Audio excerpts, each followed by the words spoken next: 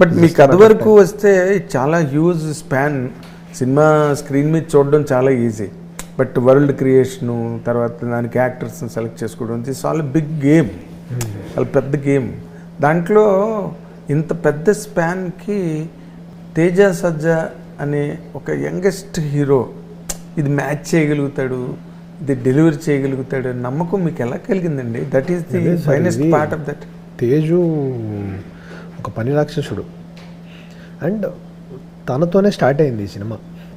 నేను ఒక 5 years ఇది ఎప్పటికైనా నేనే చేస్తా అని స్ట్రాంగ్గా తేజు ఫస్ట్లో చెప్పాడు. ఇప్పుడు 2016-17లో అప్పటికి ఇంకా ఓ బేబీ ఏమీ రాలేదు సార్. తను ట్రయల్స్లో ఉన్నాడు. ఆ టైంలోనే చెప్పాడు ఇది చేస్తున్నాం మనం అని. నేను సీరియస్గా తీసుకోలే అప్పటికి. అంటే చైల్డ్ ఆర్టిస్ట్గా తను చాలా సినిమాలు చేశాడని నాకు తెలుసు. నేను అప్పుడు కెమెరా చేస్తున్నా సార్ సినిమాలకి, అలా పరిచయం ఎక్కడో అనే సినిమాకి చూస్తున్నా. తను అప్పుడే చెప్పాడు ఇది జరుగుతుంది నేనే చేస్తాను చూడన్నా అని చెప్పినట్టే 2021లో తనే మళ్ళీ వచ్చి ఇదే చేస్తున్నాం అన్నాడు. ఆ కాన్ఫిడెన్స్ కానీ చేద్దామని అనుకుంటే చేస్తాడు సార్ అతను. కమిట్మెంట్ కానీ దాని తర్వాత మళ్ళీ హనుమాన్ రిలీజ్ అయినా కూడా 2 yearsగా ఏ సినిమా చేయకపోవడం కానీ, హనుమాన్కి ముందే ఈ సినిమా ఒప్పుకోవడం కానీ ఆయన చాలా జాగ్రత్తగా బిల్డ్ చేసుకున్నాడు ఇది. సో ఇట్ ఈస్ మీరు ఎడిటింగ్ పార్ట్ కూడా మీకు గ్రిప్ ఉంది కదా, కార్తికేయ 2 మీరేగా ఎడిటింగ్ అవును సార్. ఎడిటింగ్ ఇప్పుడు మరి దీంట్లో మీరు ఎడిటింగ్ చేసుకోలేదా? దీంట్లో శ్రీకర్ ప్రసాద్ గారికి అంటే మీరు ముందేదో కొంత వర్క్ చేశారు అని తెలిసి. ఏం లేదు సార్, ఒక ఫస్ట్ కట్ లాగా అంటే నీ ఫిలిం ఒక షూటింగ్ అయిపోయాక ఒక ఫస్ట్ కట్ లాగా చేసుకుంటాం కదా సార్. చేశాక మనం ఒక ఎడిటర్కి ఇచ్చేస్తే ఆయన ఒక పర్స్పెక్టివ్ కానీ దాన్ని చూసే విధానం కానీ వేరే ఉంటుంది. శ్రీకర్ ప్రసాద్ సార్ దగ్గర నేను చాలా నేర్చుకున్నాను ఈ సినిమాకి sir.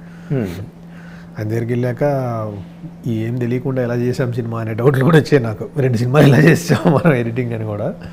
But great story teller sir. Editing అంటే స్టోరీ టెల్లింగే అని మళ్ళీ ఇంకోసారి తెలుసుకొని వచ్చాను సార్.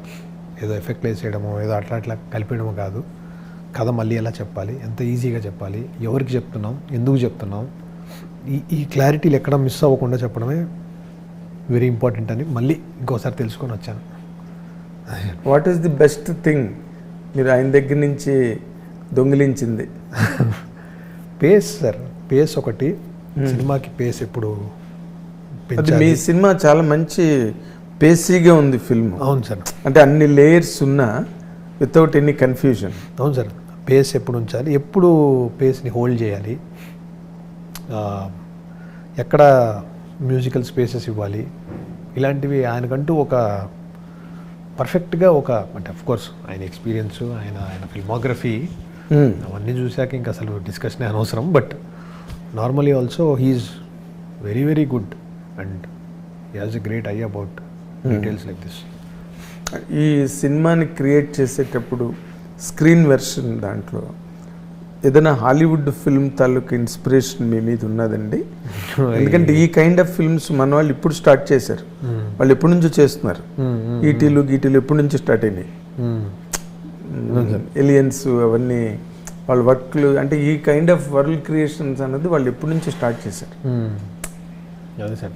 అంటే ఈ ఇమేజెస్ అనేవి కంప్లీట్లీ మనము ఏదో ఒక ఇప్పుడు ఫర్ ఎగ్జాంపుల్ మీరు ఏదో బ్రౌజ్ చేస్తూ ఉంటారు, ఒక ఇమేజ్ చూస్తారు, మీకు ఒక ఇమేజ్ నచ్చచ్చు. ఆ ఇమేజ్ నచ్చడానికి దాంట్లో నెంబర్ ఆఫ్ రీజన్స్ ఉంటాయి సార్. అంటే ఎండ్ ఆఫ్ ద డే ఆ ఇమేజ్ ఏదో మీకు స్ట్రైకింగ్గా తగిలింది అంటే దాంట్లో ఏదో ఒక కథో దాంట్లో ఒక ఎలిమెంటో మీకు ఎక్కడో కనెక్ట్ ఉంటే తగులుతుంది సార్.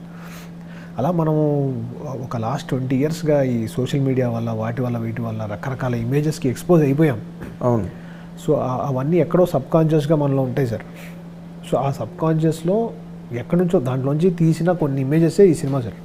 అంటే ఈ సినిమాలో అంటే కలర్ కానీ ఆ లుక్ కానీ ఆ వరల్డ్ కానీ ఇలా ఉండాలి అనేది ఎక్కడెక్కడి నుంచో వచ్చింటుంది సార్. అది నాకు కూడా తెలియదు, డిగ్ చేసి చూస్తే పర్ఫెక్ట్గా ఇక్కడ నుంచి తీసుకున్నామా అని.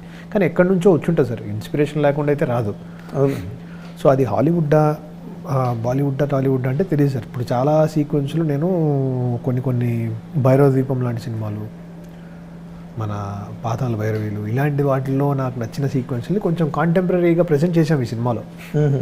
మీరు చూస్తే గమనిస్తే అది కొంచెం కాంటెంపరీగా ప్రజెంట్ చేసే ప్రయత్నం చేసాం. అట్ ద సేమ్ టైం ఎక్కడో కొన్ని ఫిలిమ్స్లో ఎక్కడో ఇంగ్లీష్ ఫిల్మ్స్లోనే ఎక్కడో అనిపించిన ఇంట్రెస్టింగ్ టెక్నిక్స్ వాడి ఉండొచ్చు ఫాస్ట్గా కథ చెప్పడానికో, లేకపోతే ఎక్కడో సబ్కాన్షియస్గా ఎక్కడో ఒక ఇంపాక్ట్ ఉంటుంది సార్ చిన్న మనకు నచ్చిన దాంట్లోంచి. అదేలేండి, అది అనుకోకుండా డెలివరీ అవుతుంది అంతే. అంతే సార్, మేనిఫెస్టేషన్ అంతే. బట్ బేసిక్గా ఇమేజ్ని కానీ ఏ క్రాఫ్ట్నైనా సినిమాలో డ్రైవ్ చేసేది అయితే పేపరే. ఆ పేపరే దీనికి చాలా ఇయర్స్ ఆఫ్ వర్క్ ఉంది కాబట్టి ఆ పేపర్ ఎప్పుడు డ్రైవ్ చేస్తూనే ఉంది.